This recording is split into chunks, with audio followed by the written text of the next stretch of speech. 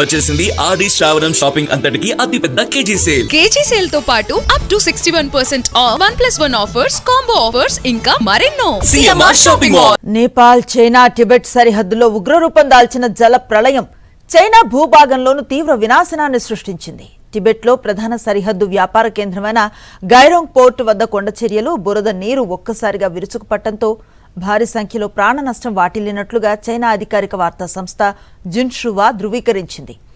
China అధ్యక్షుడు Xi Jinping అత్యవసరంగా స్పందించి రెస్క్యూ ఆపరేషన్ను వేగవంతం చేయాలని అధికారులను ఆదేశించారు. గైరోంగ్ పోర్టు వద్ద సంభవించిన ఈ విధ్వంసంపై ప్రత్యేక కథనం. నేపాల్ వైపున పదుల సంఖ్యలో మృతదేహాలు లభ్యమవ్వడమే కాకుండా వందలాది మంది గల్లంతు కాగా టిబెట్ పరిధిలోని చైనా భూభాగంలో జరిగిన నష్టంపై ఆలస్యంగా సమాచారం బయటకు వస్తోంది. కీలకమైన గైరోంగ్ సరిహద్దు పోర్టుపై మంచు, రాయి, బురదతో కూడిన ఉప్పెన ఒక్కసారిగా విరుచుకుపడింది.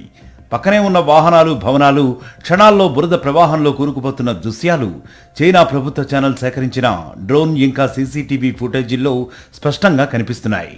ఈ ప్రమాద తీవ్రతపై స్పందించిన చైనా అధ్యక్షుడు షీ జిన్పింగ్ గల్లంతైన వారిని కాపాడేందుకు సకల శక్తులు ఒడ్డాలని ఆదేశించారు. China communist party polit bureau standing committee సభ్యులు కూడా వరద నివారణ, సహాయక చర్యలపై రంగంలోకి దిగారు. గైరోంగ్ ప్రాంతంలో మౌలిక సదుపాయాలు పూర్తిగా ధ్వంసం అవ్వగా China people's armed police force బృందాలు రెస్క్యూ ఆపరేషన్స్ చేపడుతున్నాయి.